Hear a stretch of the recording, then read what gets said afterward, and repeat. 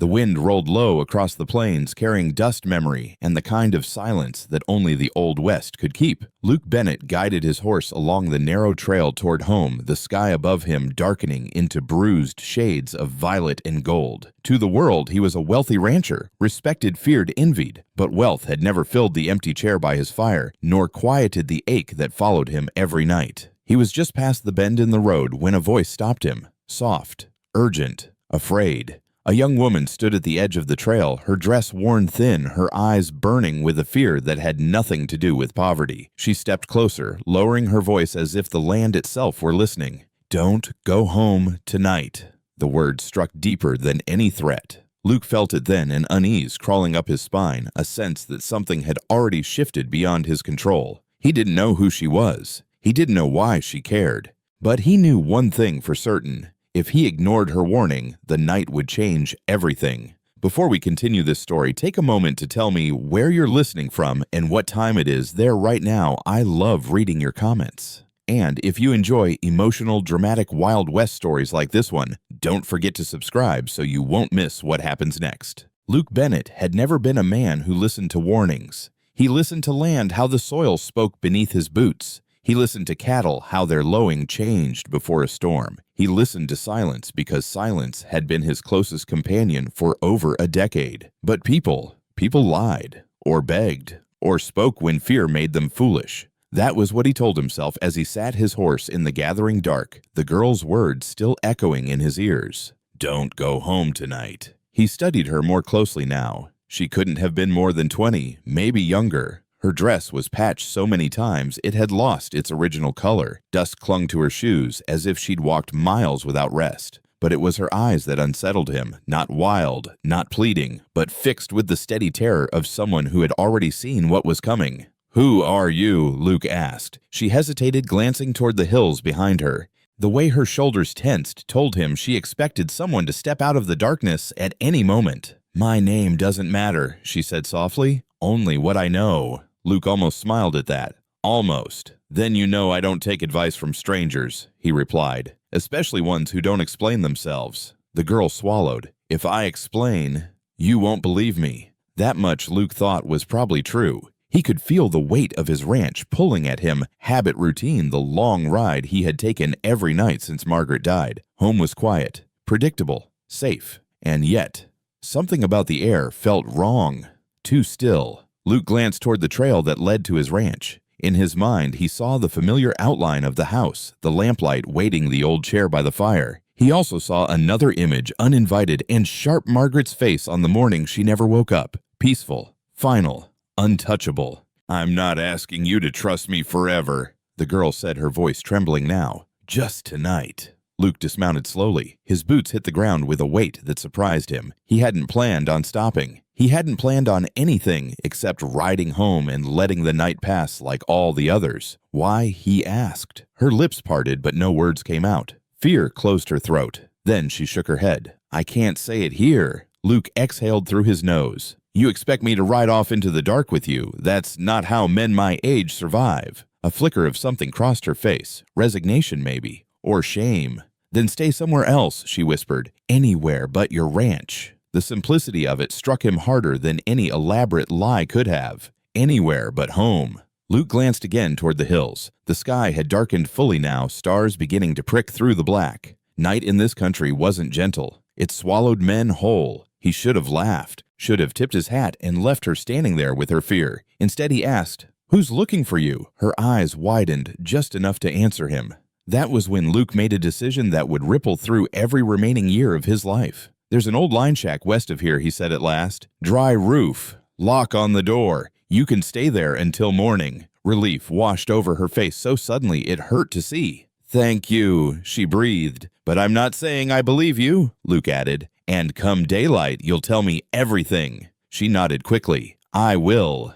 They parted without another word. Luke watched her disappear into the shadows, moving fast despite her exhaustion, as if the night itself were chasing her. Only when she was gone did Luke realize his hands were shaking. He mounted his horse again, but instead of turning toward home, he guided the animal down the lesser trail away from the ranch, away from habit, away from certainty. Luke spent the night at the line shack himself, sitting in the dark with a rifle across his knees, listening to every sound the plains could offer. Coyotes called in the distance. Wind rattled the boards. Once he thought he heard hooves, but they never came close enough to be sure. Sleep did not visit him. Just before dawn, a thought struck him with cold clarity. What if she wasn't trying to protect me, but warned me too late? When the sun finally rose, Luke rode hard for home. The ranch came into view like it always had, wide, orderly, peaceful. But something was wrong. The gate stood open. Luke dismounted, every instinct sharp now. He moved slowly, scanning the ground. Their hoofprints that weren't his. Several horses. Fresh. His jaw tightened. The front door of the house was ajar. Luke stepped inside. The lamp on the table lay shattered on the floor. One chair had been knocked over.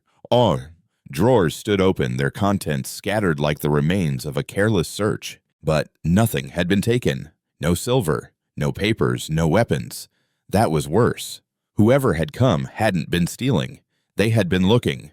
Luke moved through the house, heart pounding, until he reached the bedroom. Margaret's room. He hadn't slept there in years. The door creaked as he pushed it open. The bed was untouched. The quilt folded neatly just as he had left it all those years ago. But on the dresser sat something that had not been there before. A folded piece of paper. Luke picked it up with 2 fingers as if it might bite. There was no name, no signature, only 3 words written in a sharp, confident hand. You were warned. Luke stared at the message, the weight of it settling into his bones. The girl hadn't been guessing. She had known. And suddenly, Luke Bennett understood that this wasn't about his ranch or his wealth or even his past. This was about something he had yet to uncover, and someone was willing to tear his world apart to keep it hidden. Luke Bennett folded the paper once, then again. Slowly, as if the act of creasing it might soften the meaning of the words written there. You were warned. He slid the note into his coat pocket and stood in the doorway of the bedroom, breathing in the stale scent of dust and memory. This room had been untouched for years. No one entered it. No one should have entered it.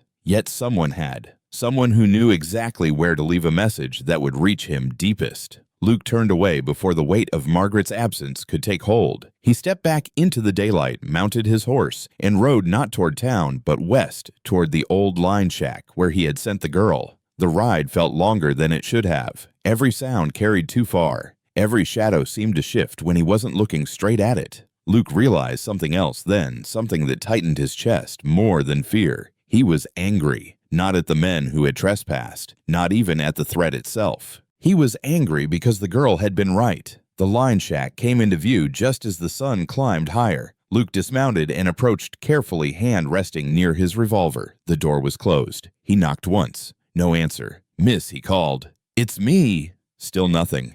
Luke pushed the door open. The shack was empty. The blanket he had left lay folded on the cot. The water jug stood half full. No sign of struggle. No sign of haste. Just absence. Luke cursed under his breath. She hadn't stayed, or worse, she had been taken. He stepped back outside, scanning the ground. Tracks crisscrossed the dirt, but one set stood out, small boots heading south. Alone. No second pair alongside them. Relief flickered through him, quickly followed by unease. She's running again. Luke swung back into the saddle and followed. He found her near the creek by mid-morning, crouched low beneath the cottonwoods, washing dust from her hands. She froze when she heard him approach, fingers closing around a small knife. It's all right, Luke said quietly. I'm not here to hurt you. She looked up slowly. Her eyes were rimmed red exhaustion etched deep into her face. But the fear he'd seen the night before had sharpened into something else. Resolve. You shouldn't have come, she said. Neither should they, Luke replied. But they did. Her shoulders sagged. They went to your ranch. Yes. She winced. I was hoping maybe they'd think you ignored me. Luke dismounted and took a step closer. They left a message. She closed her eyes. So, you believe me now? I believe you know more than you're saying, Luke answered. And I believe you're in trouble that's not just your own. She laughed softly, a broken sound. That's one way to put it. Luke waited. He'd learned long ago that silence used right could be more persuasive than force. My name is Clara, she said finally. Clara May Hollis. Luke inclined his head. Luke Bennett. She already knew that. He could tell by the way her gaze didn't flicker at the sound of his name. I didn't want to involve you, Clara continued, but when I saw you on that road, I couldn't let you ride into it blind. Luke studied her. Into what? She hesitated, then reached into her dress and pulled out a small cloth bundle. Her hands trembled as she unwrapped it, revealing a folded ledger, worn, stained, its spine cracked from use. Luke frowned. "What is that?" "A record," she said, "of debts that never should have existed." Luke took the ledger carefully. He didn't open it yet. "Whose?" She met his gaze. "Edgar Crowley's." The name landed like a stone dropped into deep water. Crowley wasn't just a money man. He was a shadow. A figure whispered about in towns where people disappeared quietly and land changed hands faster than law could follow. Luke had crossed paths with him before, never directly, never openly, but he knew the kind of power Crowley held. And this ledger, Luke asked. "It proves he's been stealing land from people who can't fight back," Clara said. "Farmers, widows, immigrants, anyone who signs something they don't understand." Luke's jaw tightened. "Why do you have it?" Her voice dropped. "Because my father kept it." Luke looked at her again, truly this time. "Your father worked for Crowley?" "Yes." "As a clerk?" He thought numbers couldn't hurt anyone. She swallowed. When he realized what Crowley was doing, he started copying records, hiding them. He said one day, someone brave enough might need them. Luke felt a slow, cold anger spreading through him. "And Crowley found out," he said. Clara nodded. "They killed him." The words were spoken plainly. No drama, no tears. "They called it a robbery," she continued, "but I saw the men. I recognized them. And when I took the ledger and ran, they started hunting me." Luke closed his eyes for a brief moment. "And now," Clara said, "they know you listened." Luke opened the ledger at last. Columns of names and amounts filled the pages. Some of the ranches listed were familiar. Too familiar. He shut it again. "You came to me because I'm wealthy." "I came to you because you're untouched," Clara corrected. "Crowley doesn't own you, and men like him don't forgive that." Luke laughed bitterly. "They'll try soon enough." Clara looked at him, then not with fear, but with something closer to hope. "You could turn me in," she said, "or you could send me away."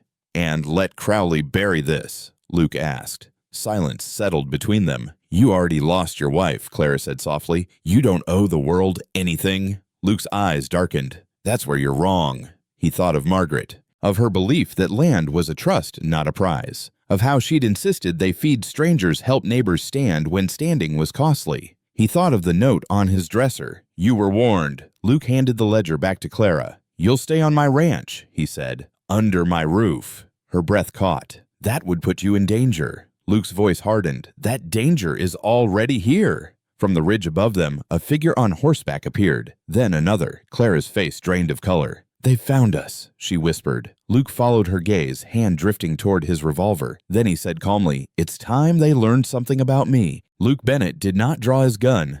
Not yet. The two riders on the ridge remained still silhouetted against the pale morning sky, like cutouts of men rather than men themselves. They watched. They waited. That Luke knew was the true threat. Men who rushed made mistakes. Men who waited already believed they owned the ending. "Stay behind me," Luke murmured. Clara's fingers tightened around the ledger hidden beneath her shawl. She nodded, though fear trembled in her shoulders. Luke felt an old instinct awaken, one he hadn't used in years. The instinct to stand between danger and someone who had no business facing it alone. Luke nudged his horse forward deliberately, openly. He wanted to be seen, wanted them to understand who they were dealing with. The riders descended the ridge at an unhurried pace. By the time they reached the flat ground near the creek, Luke could see them clearly. Both wore dark coats despite the warming day. Both carried rifles slung loose, not raised.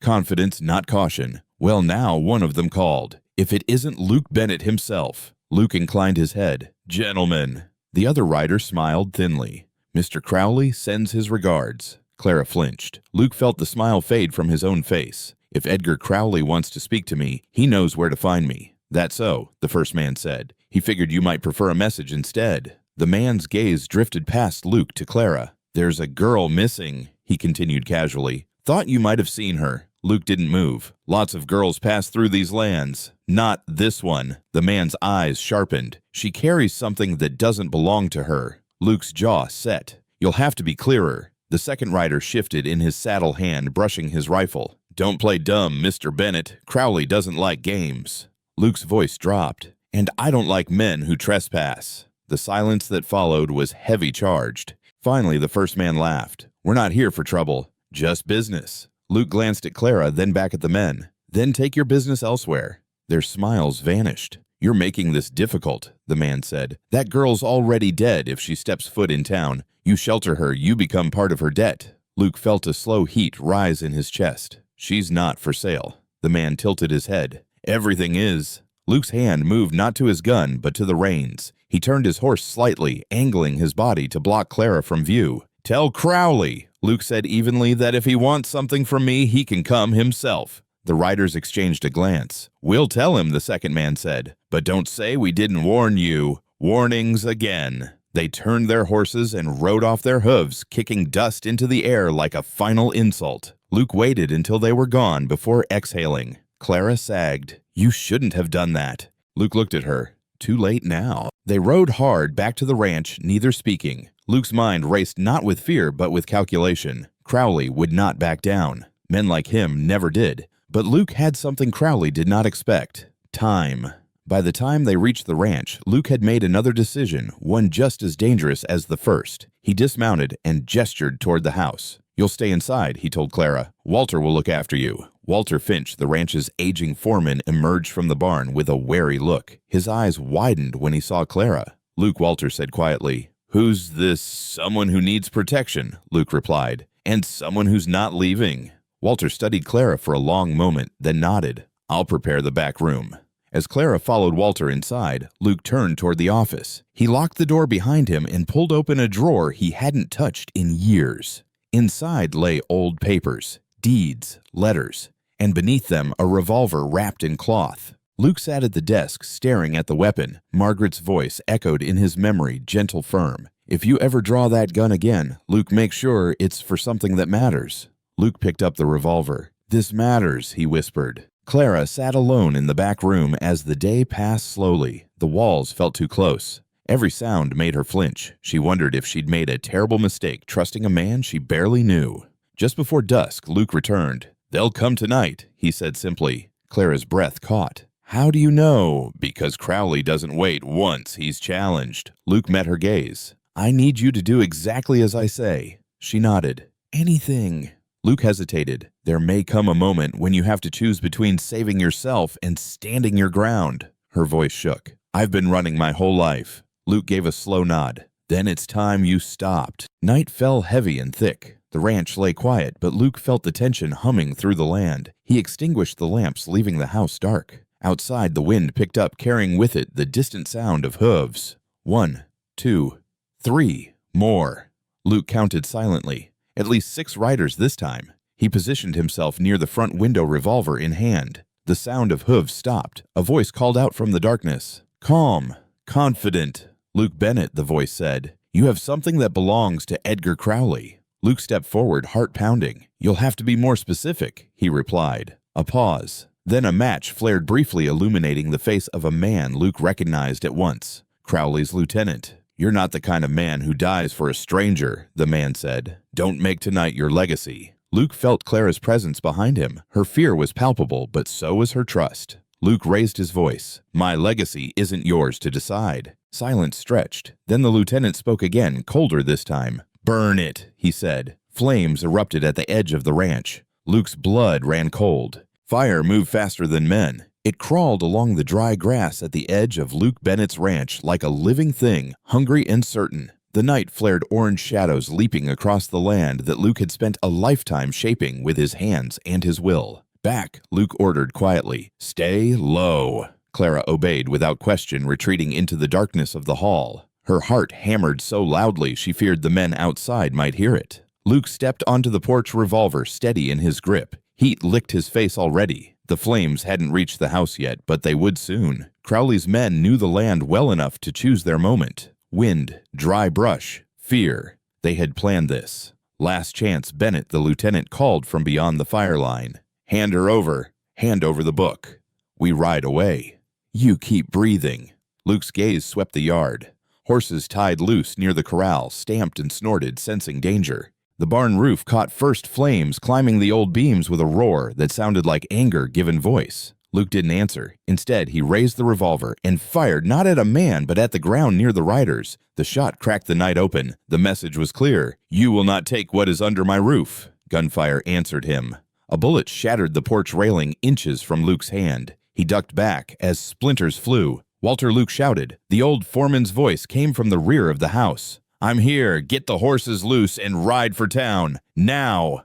"And you," Walter demanded. Luke paused only a second. "I'll follow." Walter knew better than to argue. Footsteps retreated into the night. Inside, Clara crouched near the floor, clutching the ledger to her chest. Smoke crept along the ceiling, burning her eyes. Luke knelt beside her. "When I say run, you run," he told her. "Don't look back." Her lips trembled. "I won't leave you." Luke's expression softened for just a moment. "You will." Another explosion of flame lit the windows. The barn collapsed with a thunderous crash, sending sparks skyward like broken stars. Luke stood. Now. He kicked open the back door, pushing Clara ahead of him into the night. The air was thick with smoke, the ground hot beneath their boots. They ran, bent low, the crack of gunfire chasing them like hounds. A horse screamed. Luke felt something inside him tear at the sound. They reached the tree line just as the wind shifted. Flames surged toward the house, swallowing the porch in seconds. Clara stumbled. Luke caught her arm, hauling her upright. "Keep moving," he urged. They ran until their lungs burned, until the sounds behind them blurred into a dull roar.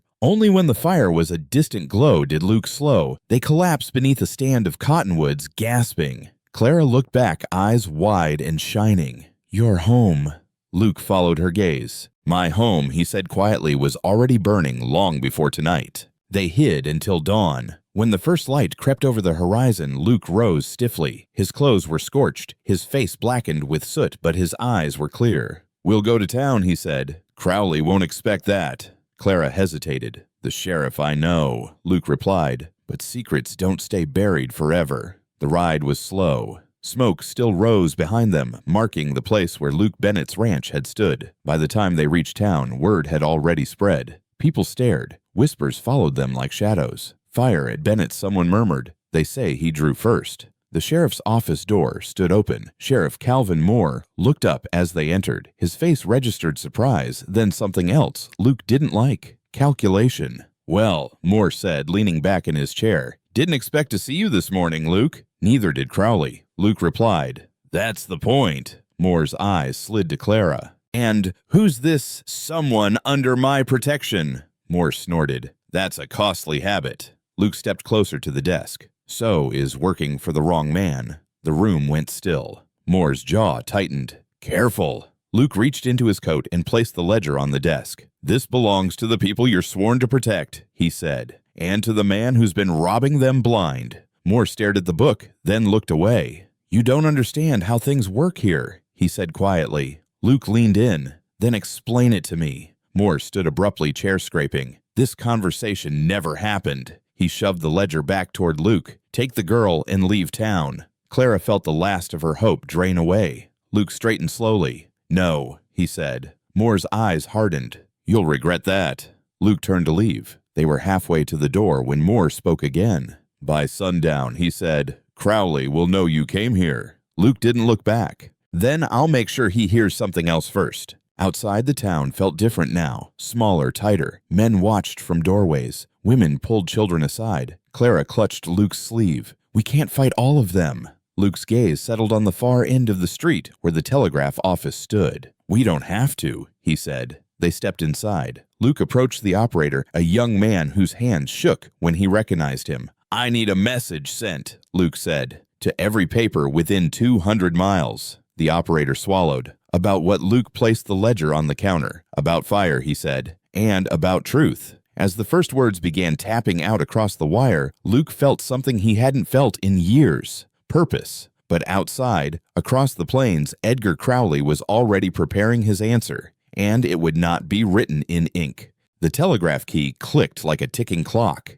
Each sharp tap carried Luke Bennett's defiance farther than any bullet ever could, across plains, through towns that pretended not to see, into offices where men read headlines before breakfast and decided who was worth defending. Luke stood with his hands resting on the counter, listening. Clara sat on a wooden bench nearby. Her fingers knotted together so tightly they had gone white. She had never imagined the truth could travel this fast or feel this dangerous. "You're sure about this?" the operator asked quietly. Luke met his eyes. "I'm sure about one thing," he said. "Silence is what Crowley counts on." The young man swallowed and continued tapping. Outside, the town shifted uneasily. The fire at Luke's ranch had done more than destroy a home. It had unsettled an order that relied on fear and obedience. Doors closed. Curtains twitched. Men whispered in pairs instead of groups. Clara rose and moved closer to Luke. "Once this goes out," she murmured, "there's no taking it back." Luke nodded. "I know." What he didn't say was that he welcomed that.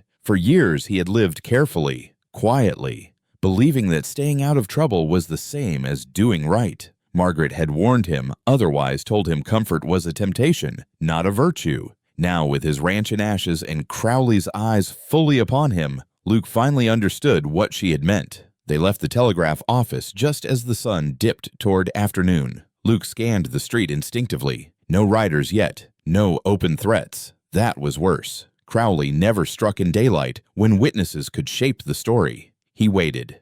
They took shelter in a small room above the livery stable, cheap, discreet smelling of hay and old wood. Luke paid without haggling. Clara watched him, realizing this was the first time she had ever seen money used not as power, but as protection. "You could still walk away," she said softly once the door was shut. "Let the papers decide what to do with the ledger." Luke removed his hat and set it on the table. "Crowley won't let them decide." He crossed the room and looked out the window. From here he could see the sheriff's office. "Sheriff Moore won't protect us," Clara said. "No," Luke replied, "but he'll protect himself." Clara frowned. "What does that mean?" Luke turned. "It means Crowley's reach only goes so far. Men like Moore survive by knowing when the tide is turning." As if summoned by the thought, footsteps sounded on the stairs. Luke's hand moved toward his revolver. A knock. Luke came, Walter Finch's voice. "It's me." Luke opened the door.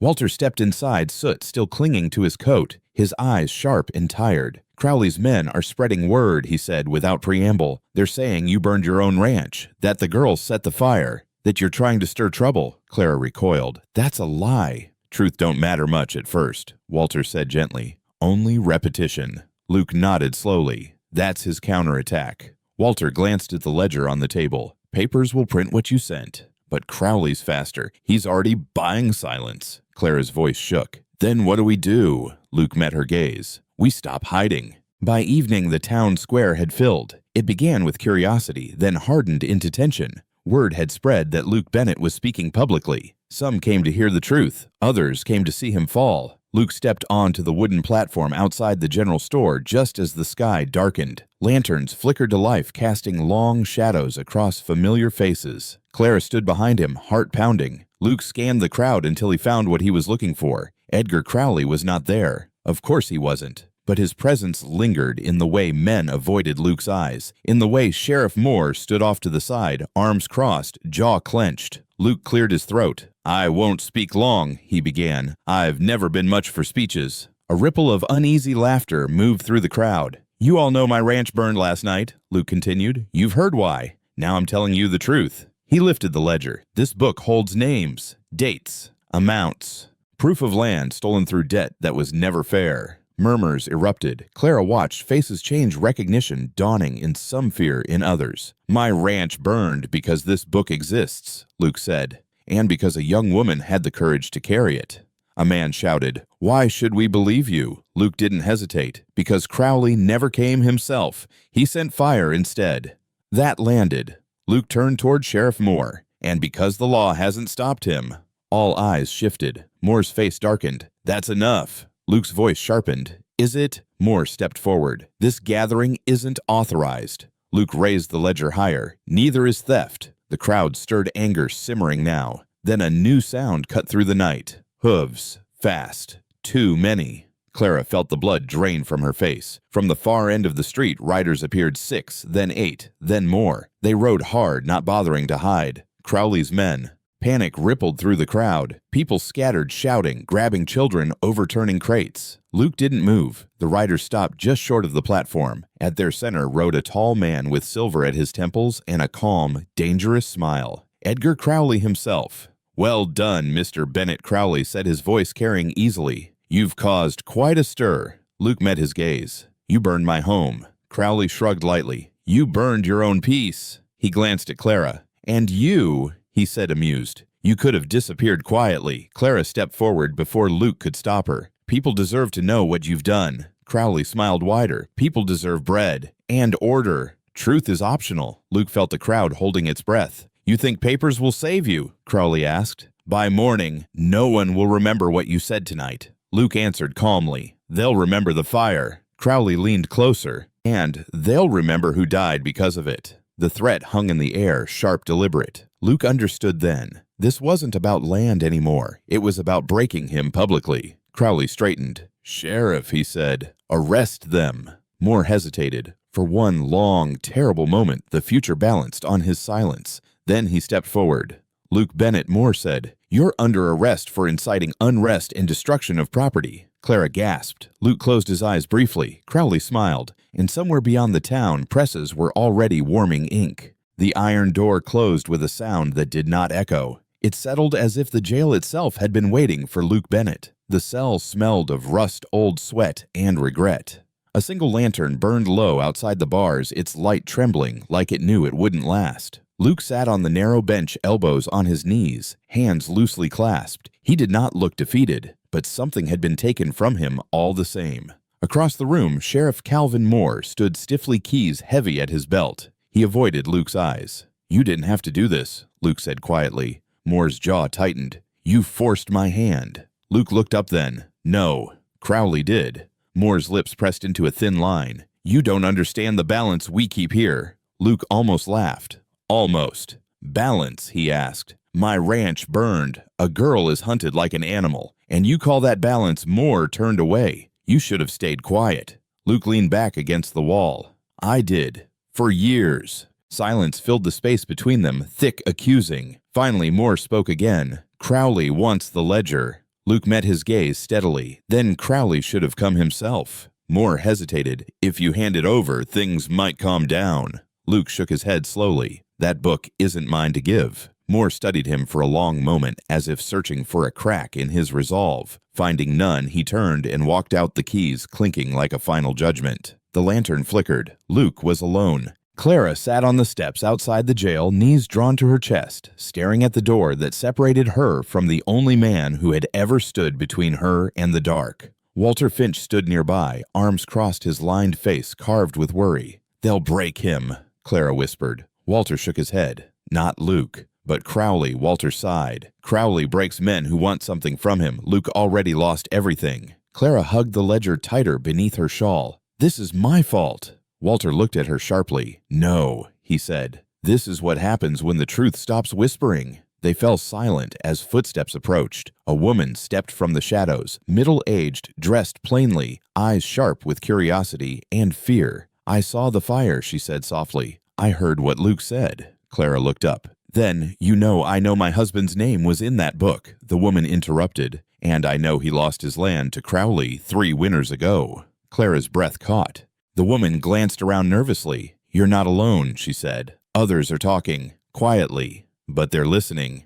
Hope flickered. Inside the cell, Luke closed his eyes and let memory take him where the bars could not. He saw Margaret standing in the doorway of the old house, hands on her hips, laughing at something he'd said. He remembered how she believed the world bent not to force, but to conviction. You don't choose when you matter, she had once told him, only whether you stand when it's time. Luke opened his eyes. He heard voices now muffled, distant, but growing. The town was not sleeping. Near midnight, Crowley arrived. Luke sensed him before he saw him, the shift in air, the quiet that followed power. The door creaked open, and Edgar Crowley stepped inside as if he owned the building, which in many ways he did. Moore trailed behind him, pale and rigid. Crowley stopped before Luke's cell, studying him like a man studies a horse he intends to buy or destroy. You've made a mess, Crowley said conversationally. Luke didn't rise. You burned my home.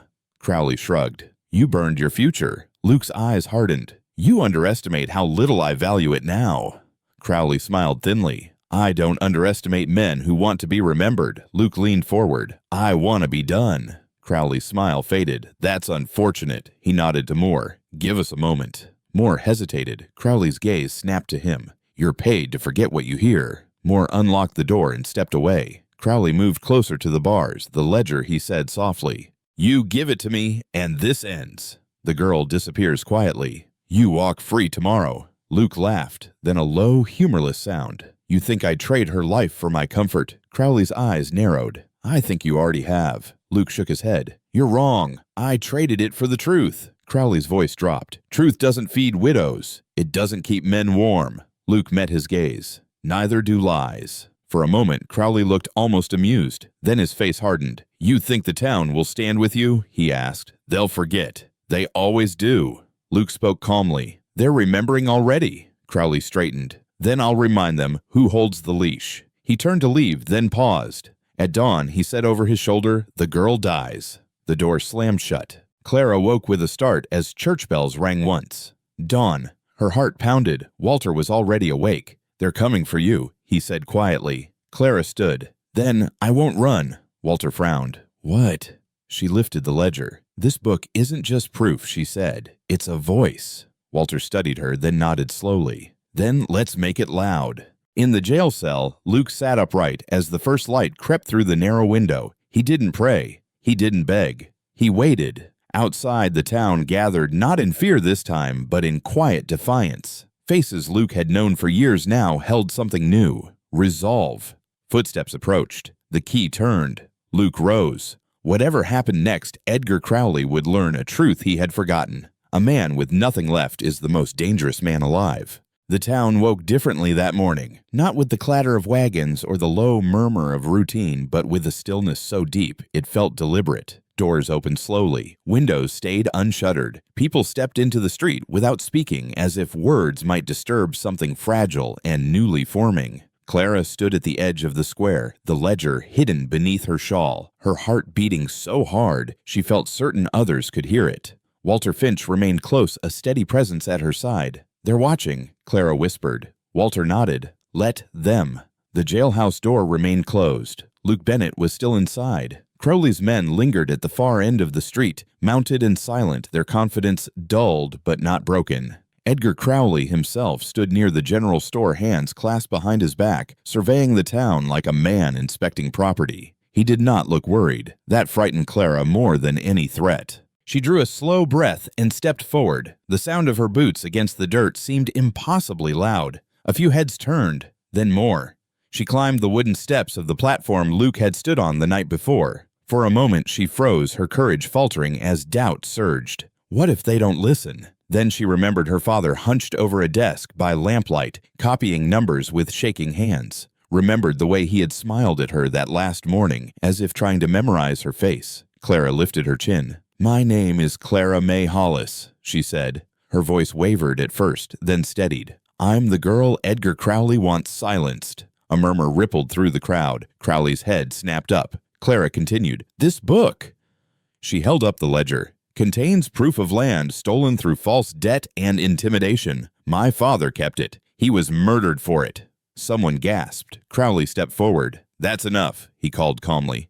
This girl is hysterical. Clara looked straight at him. You burned Luke Bennett's ranch because he listened to me. Crowley smiled faintly. You have no proof. Clara opened the ledger. She began to read. Names, dates, amounts. Gasps grew louder. A man in the crowd staggered back as he heard his own name spoken aloud. A woman covered her mouth, tears spilling as recognition struck. This is a lie, Crowley said sharply. Clara met his gaze. Then deny the numbers. Crowley's smile vanished. Sheriff Moore shifted uneasily. Clara's voice rose. Luke Bennett is in jail because he refused to hand this over, because he believed the truth mattered. She paused, letting the weight of that settle. And now she said you must decide if he stands alone. Silence fell thick waiting. Then a woman stepped forward. My husband lost our land, she said, voice trembling. That ledger holds his name. Another man followed. Mine too. More voices joined in, tentative at first, then stronger. Crowley's face hardened. Sheriff, he snapped.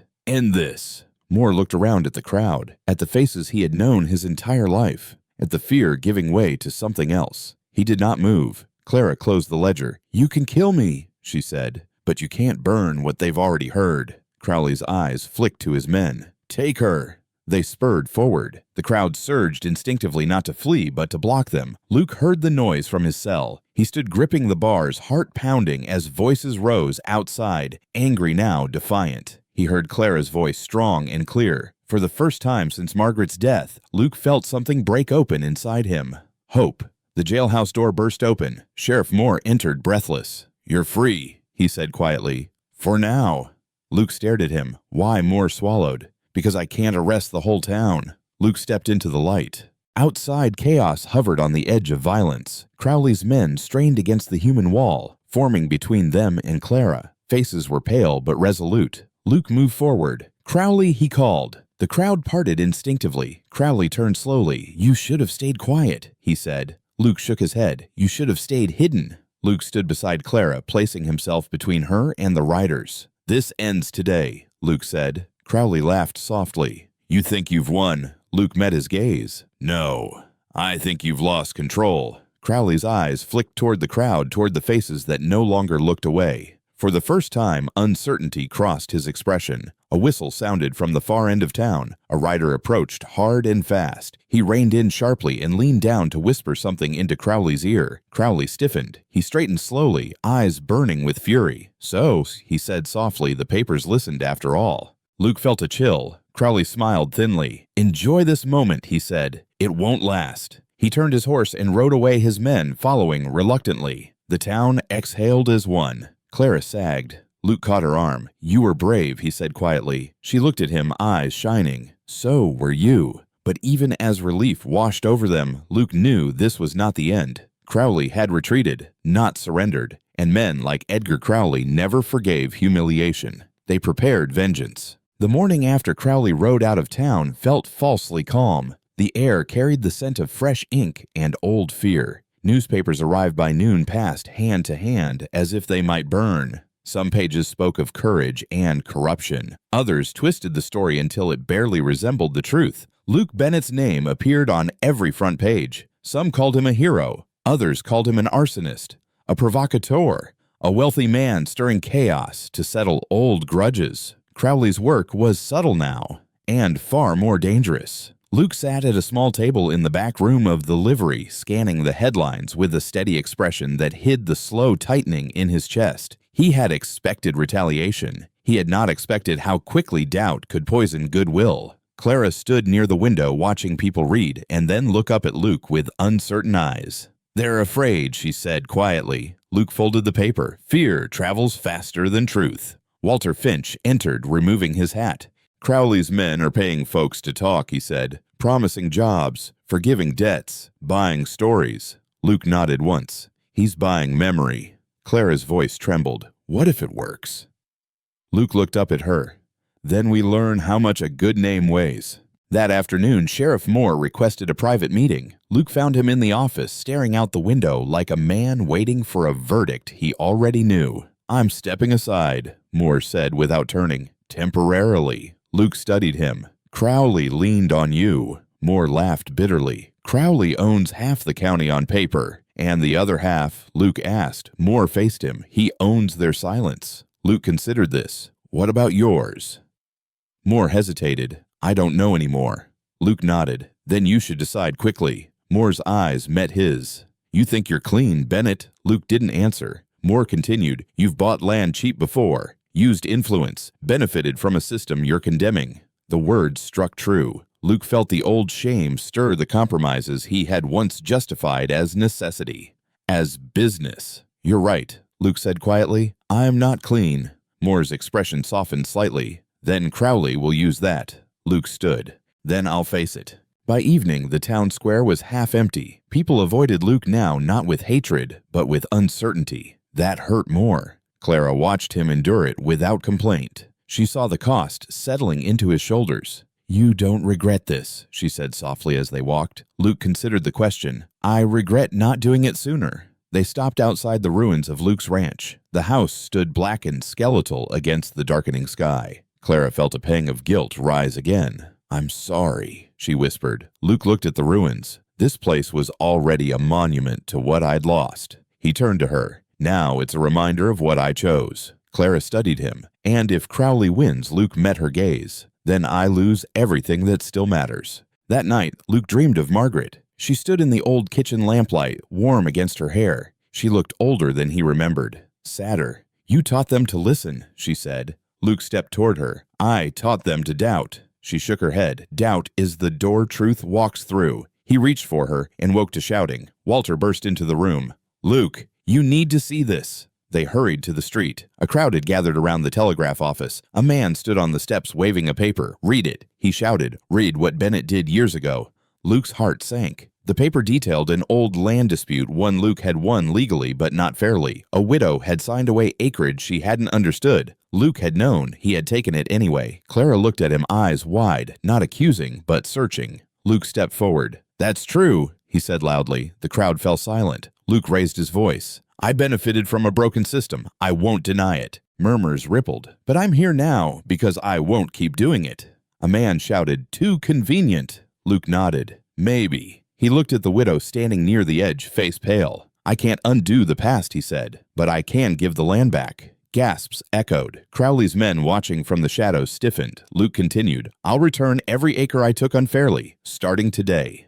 The crowd erupted, some in disbelief, some in anger, some in stunned respect. Clara felt tears sting her eyes. This was not defiance. This was sacrifice. By nightfall, Crowley made his move. Luke was summoned politely to a meeting outside town. Clara grabbed his arm. "Don't go." Luke smiled faintly. "It's time." Walter shook his head. "That's a trap."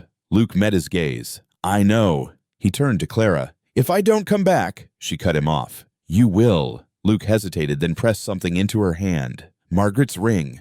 "For safekeeping," he said. Clara's voice broke. "Luke." He leaned close. "Whatever happens, remember this truth doesn't need permission." Luke mounted his horse and rode into the dark. At the edge of the clearing, Crowley waited alone. Or so it seemed. Crowley smiled as Luke dismounted. "You're bleeding allies," Luke replied calmly. "You're bleeding control." Crowley's eyes hardened. "You think confession makes you righteous?"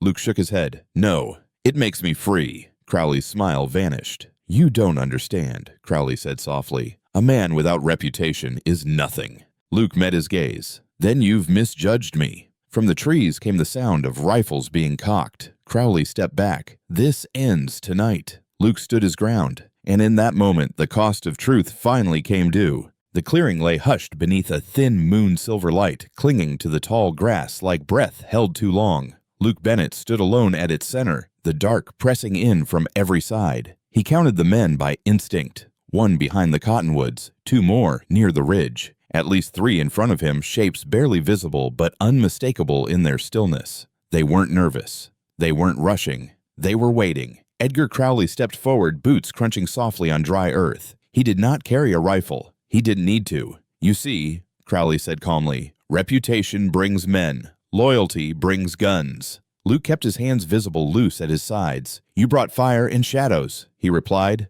"That's not loyalty." Crowley smiled thinly. "It's efficiency." The men shifted, tightening their circle. Luke felt the pressure of it, slow, deliberate. They wanted him afraid before they wanted him dead. Crowley studied Luke like a man appraising a ruined structure. "You surprised me," he admitted. "Confession was clever. Dangerous. But clever." Luke said nothing. "You could have lived comfortably," Crowley continued. "Let others bleed while you aged quietly. Instead, you chose to stand."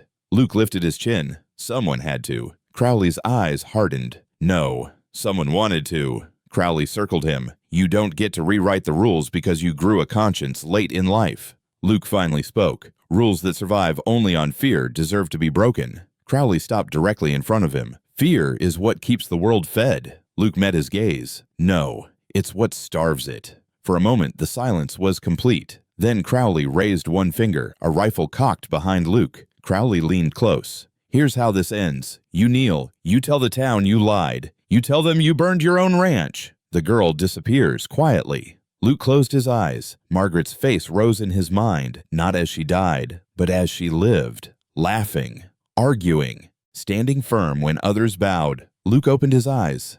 "No."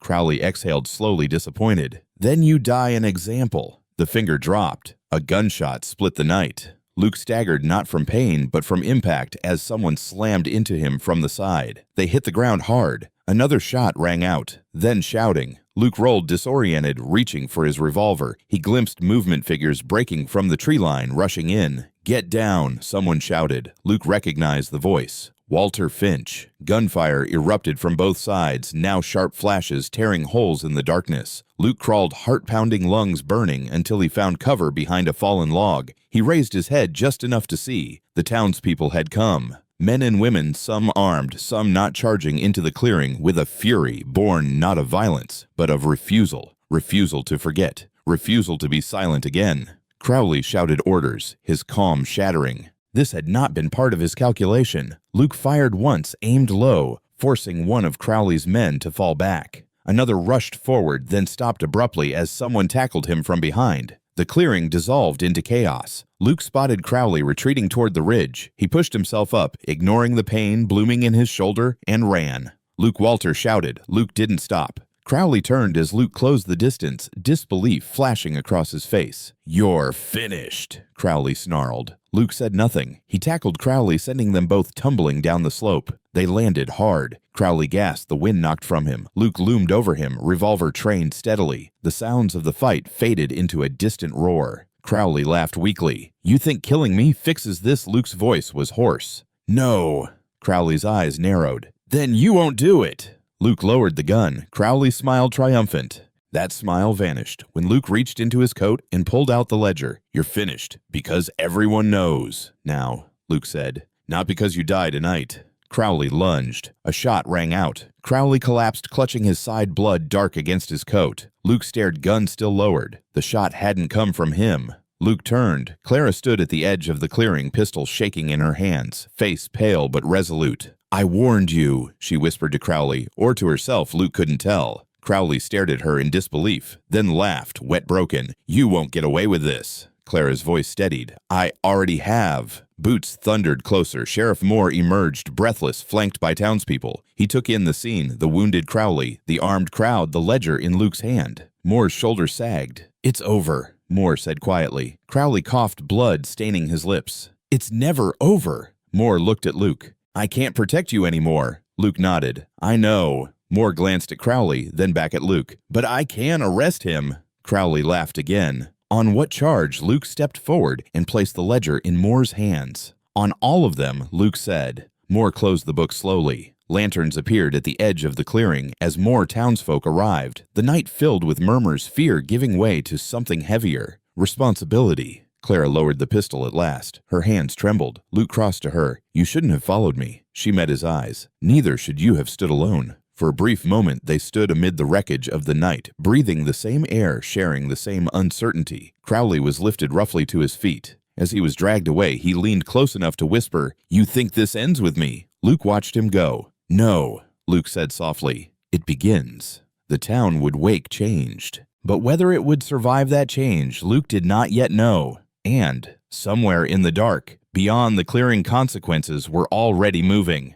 The town did not sleep that night. Lanterns burned until their oil ran thin. Men spoke in low, urgent voices. Women held children closer than usual, as if the darkness itself might remember what had happened and come looking again. By dawn, Edgar Crowley was locked behind iron bars. By noon, the world beyond the town knew his name. The telegraph sang without rest. Luke Bennett sat alone on the steps of the sheriff's office, his shoulder bandaged, his clothes still marked with dirt and ash. He felt no triumph, only a dull weight pressing against his chest. Crowley had fallen, but something else had risen. "You should eat." Luke looked up. Clara stood before him, holding a small tin plate with bread and coffee. Her eyes were tired but steady, different now, like someone who had crossed a line and could never return.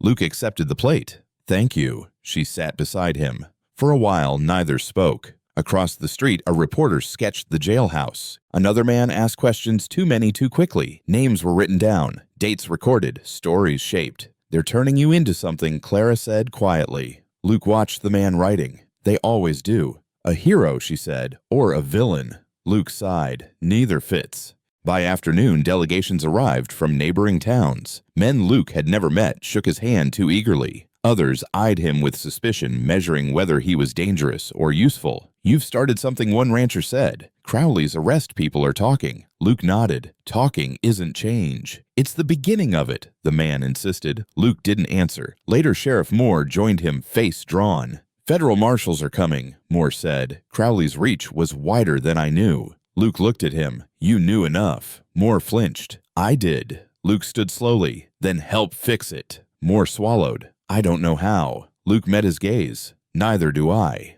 But we'll learn." That evening, Luke walked alone to the edge of town where his ranch once stood. Only scorched beams and blackened earth remained. The land smelled different now, raw, exposed. He knelt and picked up a handful of ash, letting it slip through his fingers. Margaret's voice seemed close here. What grows after fire matters more than what burned. Luke stood as footsteps approached. Clara stopped a few paces away. "They want you to speak tomorrow," she said. "Again." Luke closed his eyes briefly. "About what? About reform, about leadership, about standing up." Luke shook his head. "I never asked for that." Clara stepped closer. "You don't get to choose what people see in you." Luke looked at her, then really looked. "You didn't choose this either," he said. She smiled faintly. "No, but I chose not to run." Luke studied her face, the strength beneath the fear. "What will you do now?" She hesitated. "I don't know." Luke nodded. "Neither do I."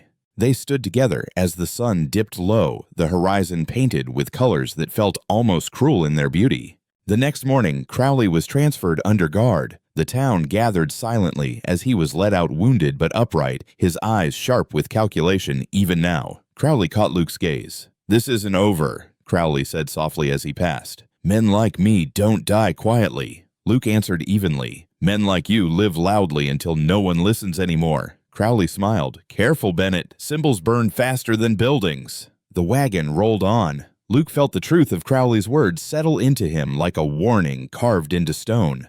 The speech came at midday. Luke stood before the crowd once more. Faces filled the square, hopeful, fearful, expectant. He did not raise his voice. "I'm not a leader," Luke said. "I'm a man who waited too long to speak." Murmurs rippled. "I won't promise you safety," he continued. "I won't promise victory. I can only promise this silence is more dangerous than truth." He paused, letting that land. "When we look away, we become partners to what follows." The crowd listened. Some nodded. Others frowned. Luke stepped back. That was all. That night, a letter arrived. No name, no return address. Only a single sentence written in careful script. "Crowley was only one of us." Luke folded the letter slowly. Clara watched his face pale. "What is it?" Luke handed it to her. She read it once, then again. "There are more," she whispered. Luke nodded. "There always are." Outside, the town slept at last, but Luke Bennett did not. He sat by the window staring into the dark, understanding now the true cost of what he had become.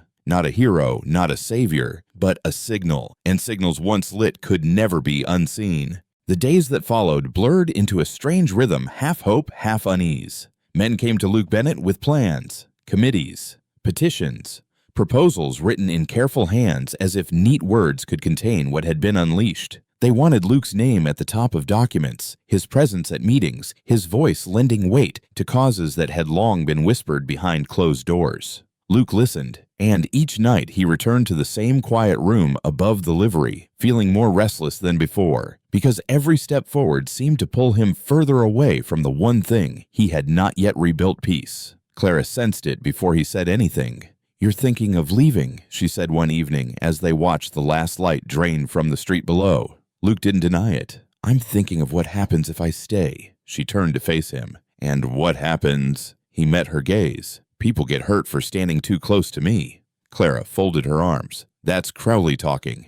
Luke shook his head. "It's experience." The federal marshals arrived 2 days later. They moved with a confidence that unsettled the town. Badges' clean voices measured questions precise. Crowley's arrest was no longer a local matter. Names from the ledger were being cross-checked. Properties frozen. Men who had once smiled easily now avoided the street altogether. Sheriff Moore watched it unfold with a mixture of relief and dread. "They'll tear everything apart," Moore muttered. Luke replied evenly. "It needed tearing." Moore looked at him. "You're still here. For now." Moore studied him. "You won't be much longer." Luke didn't answer. That night, Luke dreamed again of Margaret, but this time she did not speak. She stood at the edge of the burned ranch, her outline shimmering, waiting. When Luke stepped toward her, the ground beneath his feet cracked, splitting into two paths that diverged sharply into darkness. Luke woke before he could choose. The dream stayed with him all morning. Clara received an offer the next day. A woman from the city, an editor with sharp eyes and sharper questions, asked Clara to come east, to testify, to tell her story beyond the reach of any one town or man. "You'd be protected," the woman said. "Your father's work would matter." Clara felt the weight of it immediately. That night, she told Luke. "I think I should go," she said quietly. Luke felt the room tilt. That's good, he managed. It's safer. Her eyes searched his face. You didn't ask if I wanted to. Luke hesitated. Do you? Clara looked down at her hands. I want the truth to live longer than I do. Luke nodded slowly. Then you should go. The words tasted like ash. As the town prepared for her departure, the mood shifted again. Support cooled into caution, admiration into distance. The closer the law crept toward men's doorsteps, the more they wished the fire had stayed contained. Luke felt it in the way conversation stopped when he entered a room. You've done enough, someone told him kindly. Let the rest of us handle it. Luke smiled thinly. He recognized the sentiment for what it was. Fear dressed as gratitude. On Clara's final evening, Luke walked her to the edge of town where the stagecoach would depart at dawn. I don't know what waits for me, she said. Luke nodded. That makes two of us. She reached into her pocket and pressed something into his palm. Margaret's ring. I think it belongs with you, Clara said. Luke closed his fingers around it. You kept me honest, he said quietly. Clara shook her head. You chose honesty. They stood in the gathering dark, the air heavy with things left unsaid. Clara spoke first. If you leave too. Luke met her eyes. I haven't decided. She smiled sadly. You will. They embraced briefly, carefully, like people who knew the cost of holding on too tightly. That night, Luke packed. Not much. He had lost most of what he owned already. The rest felt like ballast. He left the room before dawn, walking alone to the ruins of his ranch one last time. The land lay silent dew, clinging to scorched earth. Luke knelt and pressed Margaret's ring into the soil. For what comes next, he whispered. As he rose, he heard hoofbeats. 3 riders emerged from the morning haze. Not marshals, not townsmen, strangers. They reined in just far enough to speak without raising their voices. You, Luke Bennett, one asked. Luke nodded. The man tipped his hat. Name's Jonah Pike. We represent interests that would like a word. Luke's gaze hardened. I'm not interested. Pike smiled faintly. You will be. The other rider spoke. You've made powerful enemies and powerful admirers. Luke felt the familiar tightening in his chest. I didn't ask for either. Pike shrugged. Doesn't matter. He tossed a folded paper at Luke's feet. Meet us tonight. Or the girl doesn't leave town. Luke's blood ran cold. She leaves at dawn, Luke said. Pike's smile didn't reach his eyes. Then you'd best come see us before that. The riders turned and disappeared into the fog. Luke stood alone staring at the paper. Inside was a simple map and a time. Luke folded it carefully. The choice he had been avoiding was no longer his alone, and once again staying might cost him everything. Luke Bennett arrived at the place marked on the map just as the sun surrendered its last color to dusk. The canyon was narrow and dry, its walls rising like witnesses that had learned long ago not to speak. Wind threaded through the stone, carrying the smell of iron and dust. A single lantern burned near the mouth of an abandoned mine, its flame steady, deliberate. Luke dismounted and tied his horse. He did not carry the ledger. That was the first thing he decided. If this was a trap, it would not end with the truth buried in a hole where only powerful men could reach it. 3 figures waited near the lantern. Jonah Pike stepped forward, hands open, posture relaxed. The other 2 stayed back, eyes scanning the canyon rim.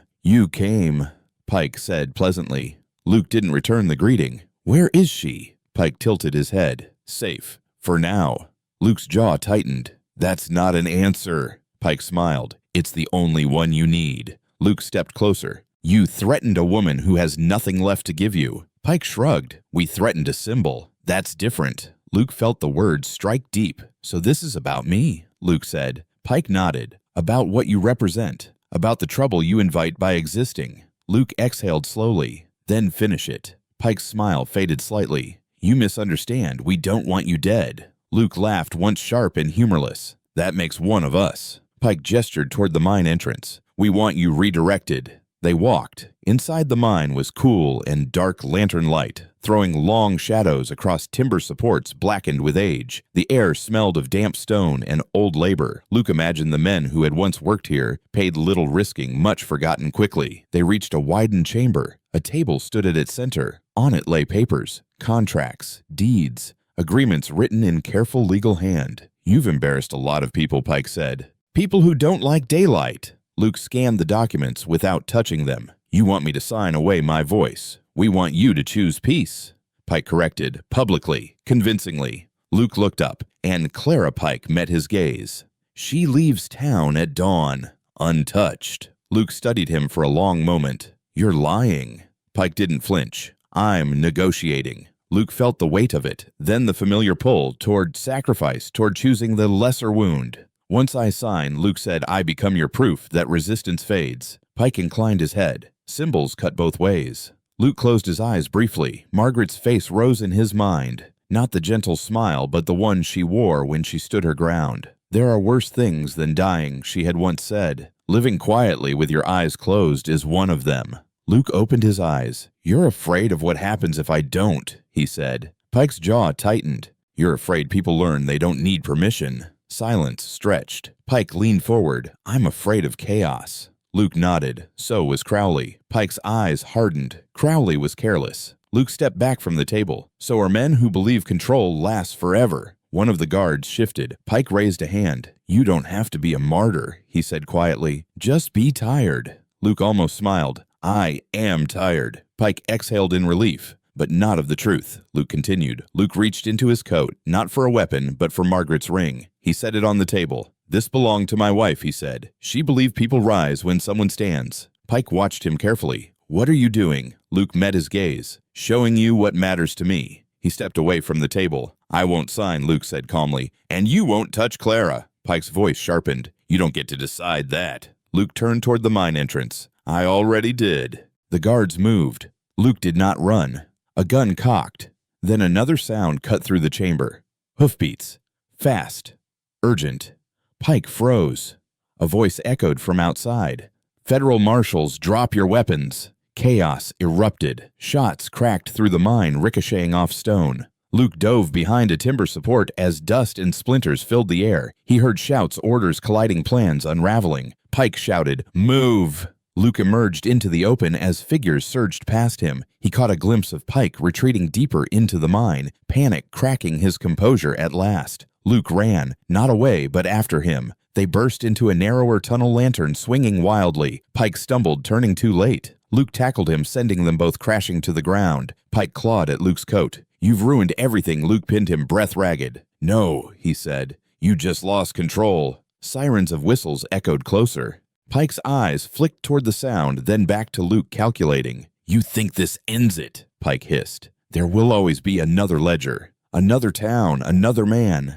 Luke tightened his grip. "Then let them come." Boots thundered down the tunnel. Marshals flooded the chamber guns raised. "Hands up," someone shouted. Luke released Pike and stood slowly raising his hands. Pike glared at him as iron cuffs snapped shut around his wrists. As Pike was dragged away, he leaned close enough to whisper, "You won this night." Luke met his gaze. "I know." Pike's smile returned thin and knowing. "The next one costs more." Luke emerged from the mine into cold night air, lungs burning. A marshal approached. "We found the girl," he said. "She's safe. On her way out of town."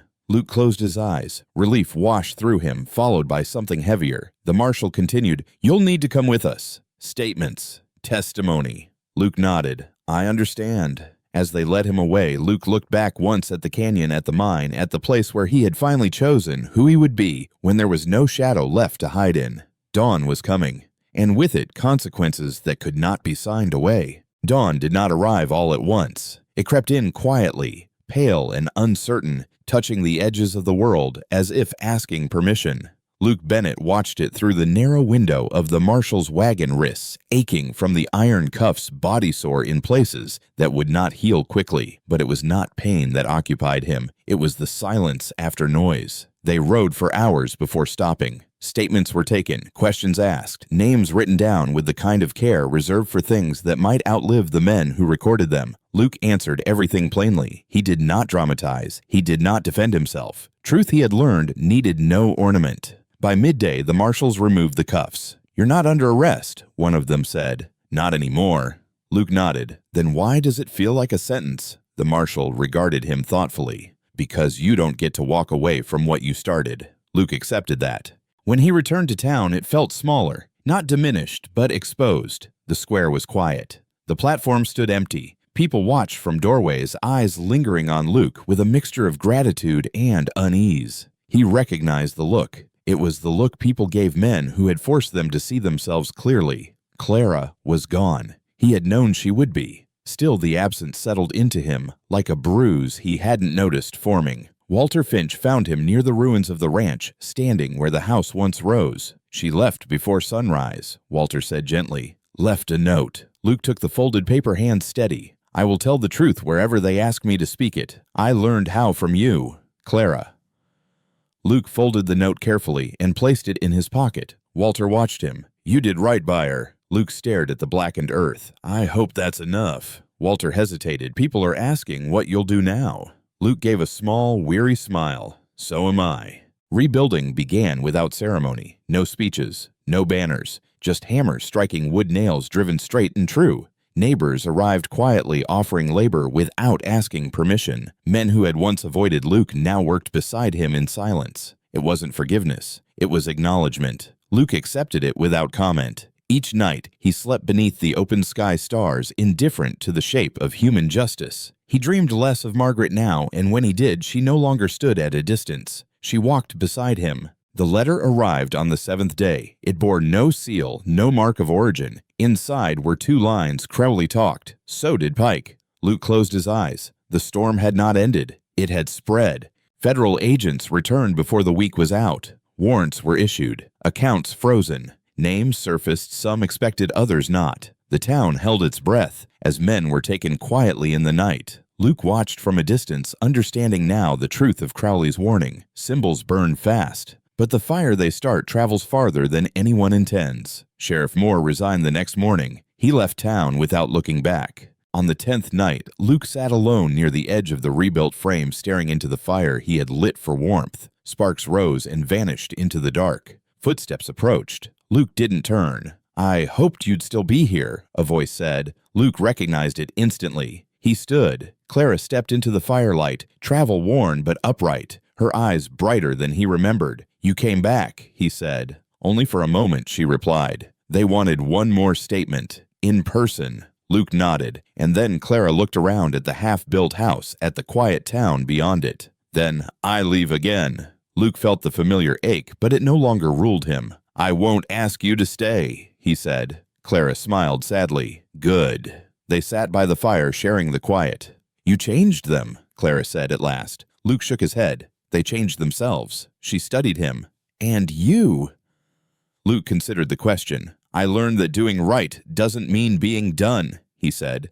"It means being willing to live with what follows." Clara reached into her coat and placed something in his hand. "The ledger. I made copies," she said. "Enough to last." Luke closed his fingers around it. "You trust me with this?" Clara met his gaze. "I trust who you became." They stood as the fire burned low. In the distance, a train whistle sounded long, mournful, inevitable. Clara turned toward it. "This is where we part," she said. Luke nodded. "For now." She hesitated, then leaned in and pressed a brief kiss to his cheek, gentle, unclaimed. "Thank you for listening," she whispered. Luke watched her walk away, silhouette fading into the dark. He did not follow. He did not call her back. Some things he knew now were meant to move forward without you. Luke returned to the fire and fed it one last piece of wood. As the flame caught, he felt neither triumph nor regret, only readiness. Because somewhere beyond the hills, the truth was still traveling, and sooner or later it would reach him again, changed, sharpened, demanding more than he thought he had left to give.